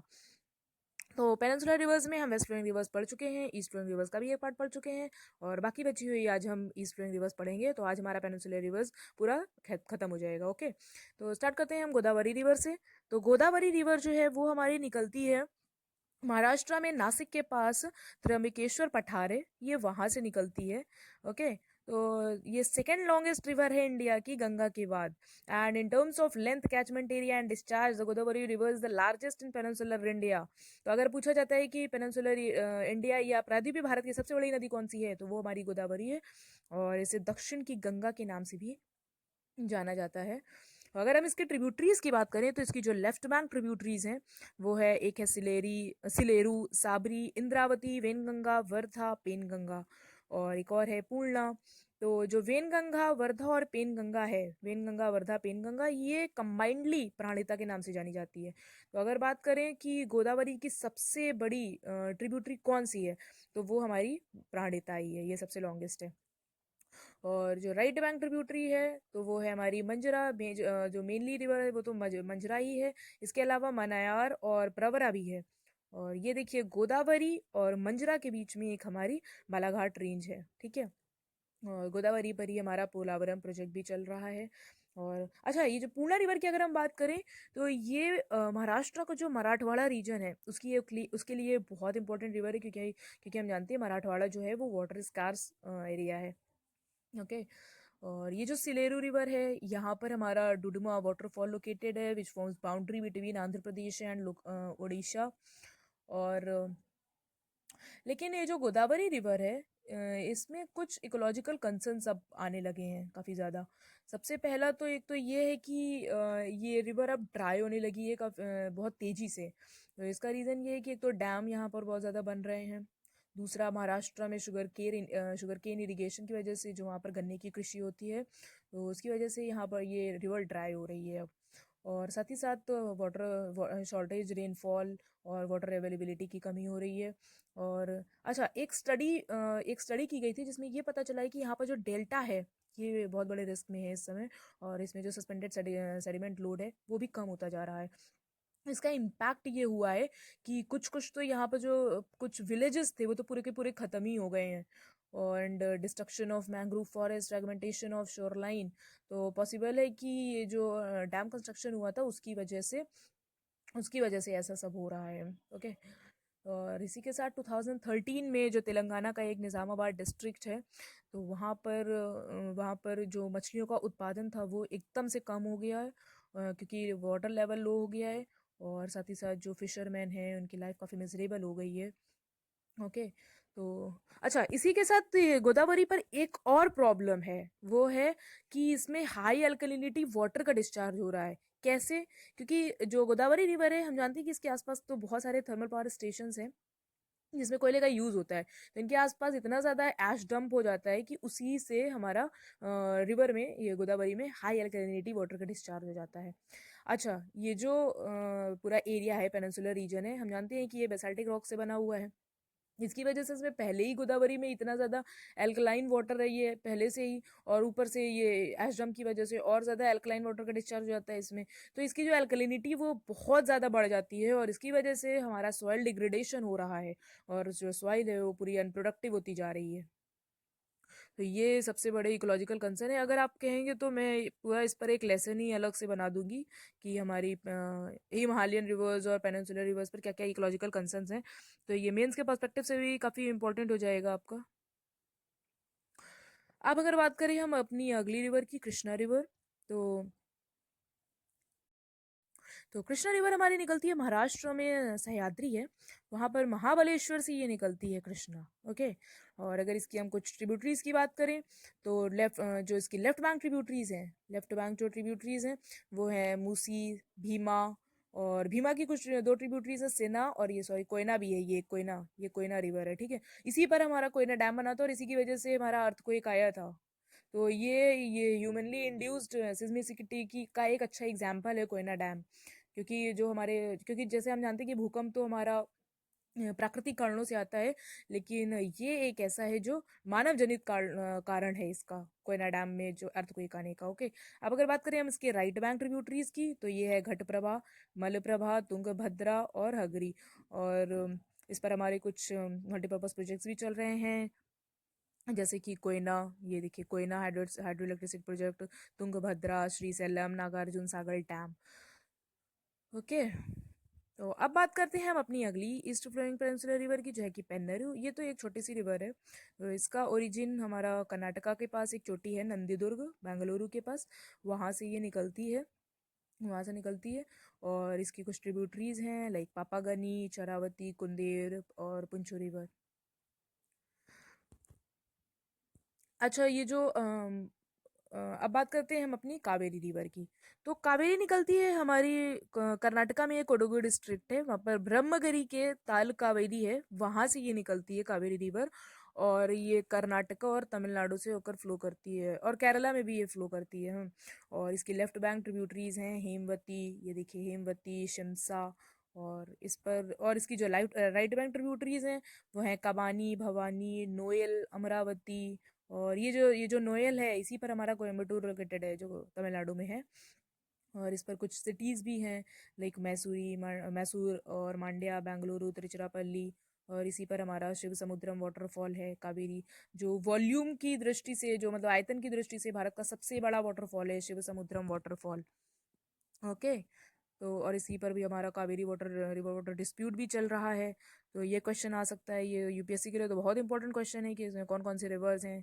सभी एग्जाम्स के लिए इंपॉर्टेंट है कि किन किन राज्यों से होकर ये नदी बहती है। तो कर्नाटका, तमिलनाडु, केरला, पुडुचेरी भी इसमें शामिल है। अब अगर बात करें नेक्स्ट रिवर की, जो कि है वैगई रिवर, तो ये हमारी निकलती है वरुशांड हिल से, अनामलाई और पालनी हिल्स के पास है। और इस पर हमारी सिटी लोकेटेड है मदुरई, और ये ड्राई चैनल है। एक्चुअली में इसमें वॉल्यूम ज़्यादा रहता नहीं है, तो ये समर में ड्राई रहती है। तो कभी आती है, कभी फिर गायब हो जाती है, कभी डिसअपियर, कभी रीअपियर हो जाती है। ओके। तो हमारा आज का लेसन यहीं तक था। और अगर आप लोगों को ये लेसन पसंद आया हो तो प्लीज़ इसे 5 स्टार रेटिंग ज़रूर दीजिए, and please do give your feedback suggestions. तो हम नेक्स्ट लेसन में हम बात करेंगे कुछ डिफरेंसेस की। Okay. So till then, bye bye. Thanks for watching. Have a good day. Hello everyone, welcome to Unacademy. तो आज फिर से हम कंटिन्यू करते हैं अपना कोर्स ये reverse of India and drainage system. तो इसमें आज हम बात करेंगे कुछ मेजर डिफरेंसेस की। तो इसे प्रेजेंट करूंगी मैं, अंजलि कुशवाहा। तो स्टार्ट करते हैं सबसे पहले मेरे इंट्रोडक्शन से। मैंने बीएससी किया फिजिक्स एंड केमिस्ट्री से फ्रॉम यूनिवर्सिटी ऑफ इलाहाबाद, और अभी मेरा एमएससी फाइनल चल रहा है ज्योग्राफी में। और मैंने 2016 में यूपीपीएससी मेंस के लिए क्वालिफाई किया था। ये है मेरे कुछ इंटरेस्ट एरियाज। और अगर आप लोग को ये कोर्स पसंद आता है तो प्लीज़ 3, 4, 5 स्टार रेटिंग ज़रूर दीजिएगा, और साथ ही साथ इसे रिव्यू, रिकमेंड और शेयर भी कीजिएगा। आप मुझे इस लिंक पर फॉलो भी कर सकते हैं, academy.com/user/anjali.kushwaha। तो स्टार्ट करते हैं हम आज के अपने लेसन से।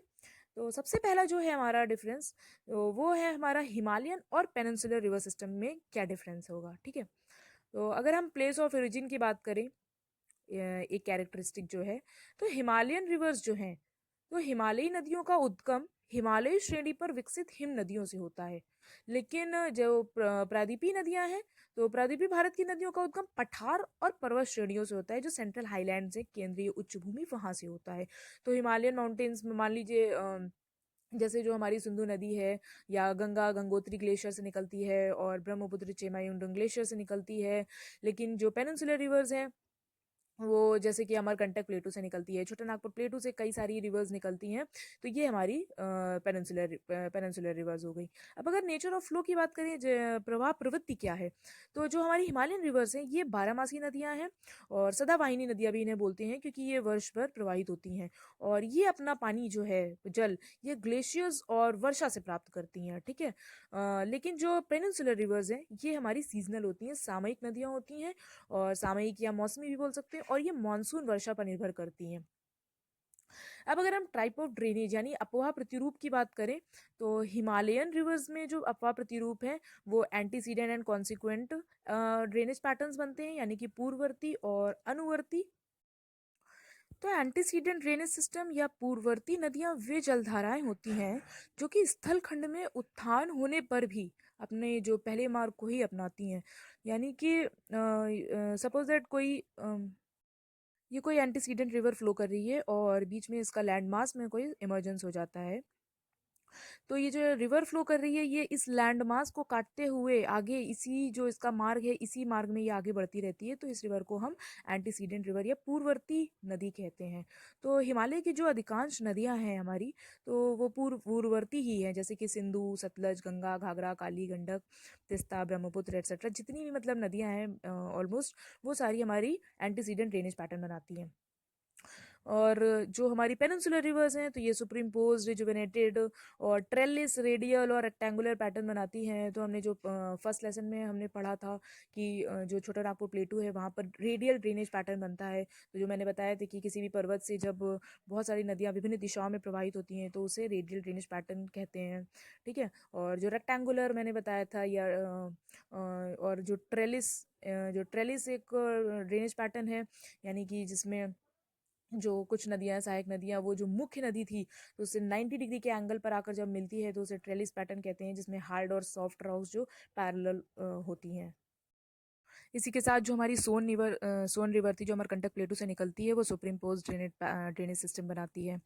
तो अब अगर बात करें हम कैचमेंट एरिया की, तो हिमालयन रिवर्स का बहुत बड़ा बेसिन होता है, बहुत बड़ी अपवाह द्रोणी होती है, जैसे कि गंगा ब्रह्मपुत्र रिवर सिस्टम, इनकी जो ड्रेनेज बेसिन है वो बहुत बड़ा होता है। लेकिन जो पेनिनसुलर रिवर्स हैं उनका स्मॉलर बेसिन होता है, छोटा होता है, जैसे कि जो हमारी नर्मदा है, तापी है, छोटी छोटी नदियां हैं, तो इनका जो ड्रेनेज बेसिन है वो भी काफ़ी छोटा होता है।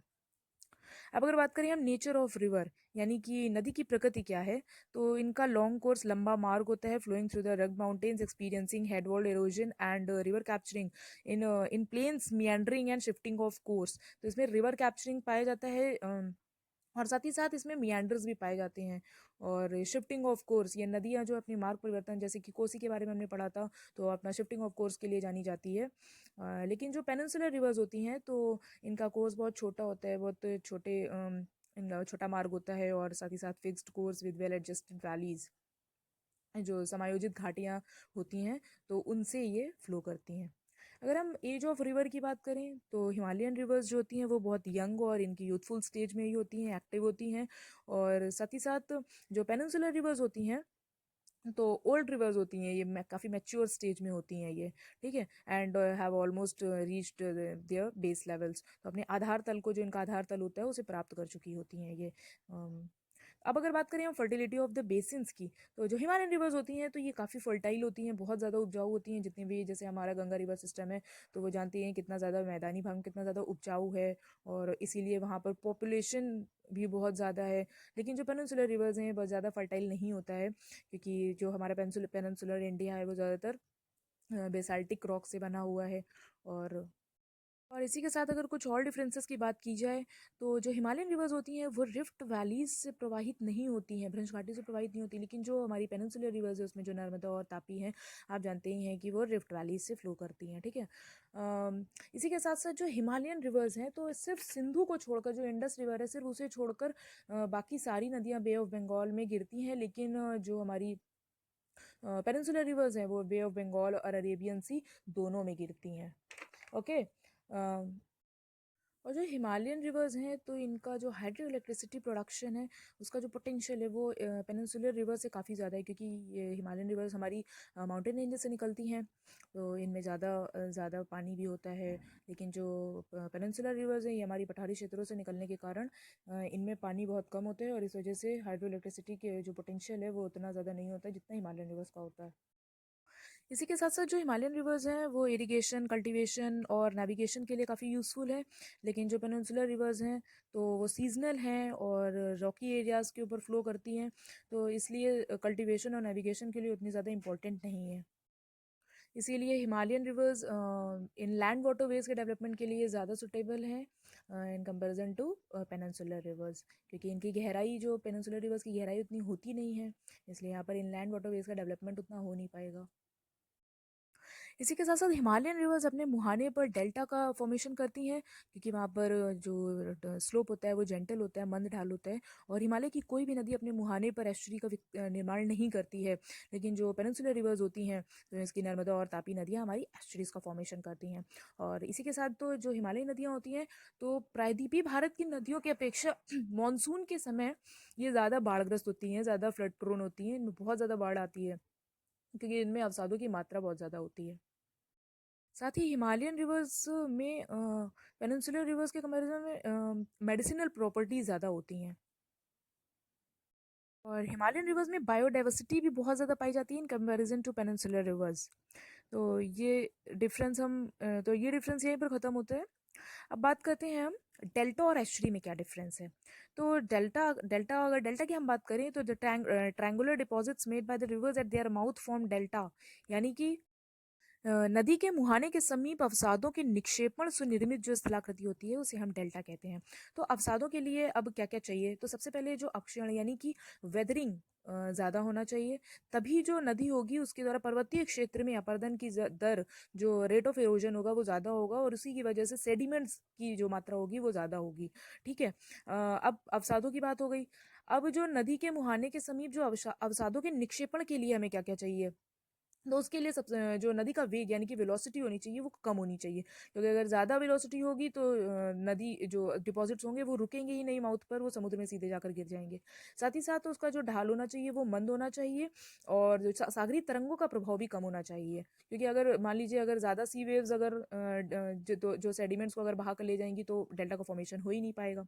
ओके, अब अगर बात करें हम एस्चुरी की, तो ऐसे मुख जहाँ ढाल अधिक होता है और अवसादों का जमाव बहुत कम होता है, यहाँ पे ये डिपॉजिट्स बहुत कम होता है, तो वहां पर एस्चुरी का निर्माण होता है। यानी कि जब नदियां डेल्टा न बनाकर सीधे समुद्र में मिल जाती हैं तब एस्चुरी फॉर्मेशन होता है। इसलिए जो एस्चुरी है तो उसे हम एक संक्रमण क्षेत्र भी कह सकते हैं, जहाँ नदियां समुद्र में मिलती हैं। तो एस्चुरी में एक तरह से नदियों की भी प्रॉपर्टीज देखने को मिलती हैं और साथ ही साथ समुद्र की भी। ठीक है, इसीलिए यहाँ पर बायोडाइवर्सिटी भी बहुत ज़्यादा पाई जाती है, क्योंकि यहाँ नदियों और समुद्र दोनों के न्यूट्रिएंट्स जो हैं भारी मात्रा में पाए जाते हैं। साथ ही साथ एस्चुरीज पोल्यूशन को भी कंट्रोल करती हैं, क्योंकि एस्चुरी की जो दलदली भूमि और पौधे जो नदियों द्वारा लाए गए अवसादों और प्रदूषकों को अवशोषित कर जल को स्वच्छ बनाते हैं। और ये जो तटीय क्षेत्र है, जो कोस्टल रीजन है, तो उसके कटाव को तो रोकते ही है, साथ ही साथ जो समुद्री तूफान होती है उसकी इंटेंसिटी को भी कम करते हैं, और ग्राउंड वाटर रिचार्ज के करके ये जो वाटर अवेलेबिलिटी को भी काफ़ी बढ़ाते हैं। तो ये तो एस्चुरी की इंपॉर्टेंस हो गई। अगर बात करें जो deltas are formed in the regions of low tides and coastal plains, तो ये वहाँ बनते हैं जहाँ निम्न ज्वार पाए जाते हैं और तटीय क्षेत्रों में। और साथ ही साथ जो एस्चुरी है ये हाई टाइड्स वाले एरियाज में पाई जाती है और रिफ्ट वैलीज पे। और जो डेल्टाज हैं तो यहाँ पे ये फर्टाइल लैंड्स होते हैं, काफ़ी उपजाऊ भूमि होती है यहाँ पे। और एस्चुरीज इनका ज़्यादा उपजाऊ नहीं होती है। और डेल्टाज में अगर हम बात करें तो गंगा, ब्रह्मपुत्र, कृष्णा, कावेरी और महानदी, ये सारी नदियाँ हमारे डेल्टा बनाती हैं, जबकि जो नर्मदा और तापी नदियाँ हैं ये एस्चुरी फॉर्मेशन करती हैं। अब अगर बात करें हम वेस्ट फ्लोइंग और ईस्ट फ्लोइंग पेनिनसुलर रिवर्स में क्या डिफरेंस है, तो पहले जो मेनली जो ईस्ट वेस्ट फ्लोइंग रिवर्स है तो उसमें मेनली नर्मदा और तापी हैं। और ईस्ट फ्लोइंग रिवर्स की अगर हम बात करें तो महानदी, गोदावरी, कृष्णा और कावेरी, ये प्रमुख जो हमारी पूर्वी तरफ बहने वाली प्रायद्वीपीय नदियां हैं। जो वेस्ट फ्लोइंग रिवर्स हैं तो ये हमारी अरब सागर में जाकर गिरती हैं, और ईस्ट फ्लोइंग रिवर्स ये हमारी बंगाल की खाड़ी में गिरती हैं। और ये जो वेस्ट फ्लोइंग रिवर्स हैं ये एस्चुरीज बनाती हैं, नर्मदा और तापी। और ईस्ट फ्लोइंग रिवर्स हमारी डेल्टा बनाती हैं। और जो वेस्ट फ्लोइंग रिवर्स हैं तो इनका जो ट्रिब्यूटरी सिस्टम होता है तो वो मतलब वो बहुत छोटा होता है, क्योंकि छोटी छोटी नदियां हैं नर्मदा, तापी, तो इनकी जो ट्रिब्यूटरीज हैं वो भी छोटी छोटी होती है, तो इतना बड़ा जो ड्रेनेज सिस्टम है तो वो उतना बड़ा बन नहीं पाता है। जबकि जो ईस्ट फ्लोइंग रिवर्स हैं तो वो काफ़ी बड़ी हैं, लाइक गोदावरी, कृष्णा, कावेरी, तो उनका पूरा डेवलप जो ट्रिब्यूटरी सिस्टम होता है पूरा अच्छे खासा पूर्ण विकसित होता है। और ये जो वेस्ट फ्लोइंग रिवर्स हैं ये भी चैनल्स के थ्रू बहती हैं, लेकिन जो ईस्ट फ्लोइंग रिवर्स हैं ये ज़्यादा डीप चैनल्स के नहीं बहती हैं, क्योंकि जो हमारा पेनिनसुलर रीजन है वो बेसाल्टिक रॉक से बना हुआ है, तो उतना ज़्यादा इरोजन ये कर नहीं पाती हैं, इसीलिए इनकी गहराई भी काफ़ी कम होती है। तो इंडियन रिवर्स का ये कोर्स हम यहीं पर वाइंड अप करते हैं। तो अगर आप लोग को ये कोर्स पसंद आए हो तो प्लीज़ इसे 5 स्टार रेटिंग ज़रूर दीजिएगा। और अगर आप लोगों को लगता है कि कोई फीडबैक्स या आप कोई सजेशन देना चाहते हैं तो प्लीज़ आप कमेंट सेक्शन में बता सकते हैं कि इस कोर्स में क्या इंप्रूवमेंट किया जा सकता है, या और क्या कुछ नया किया जा सकता है इसमें। और अगर आप चाहते हैं कि कोई और टॉपिक पर भी मैं वीडियो बनाऊँ तो प्लीज़ कमेंट सेक्शन में आप बता सकते हैं, तो जिस पर भी मेजॉरिटी ज़्यादा होगी तो मैं उस पर वीडियो बना दूँगी। और आप लोग ये कोर्स शेयर ज़रूर करिएगा। तो इसी के साथ बहुत बहुत धन्यवाद और आपका दिन शुभ हो।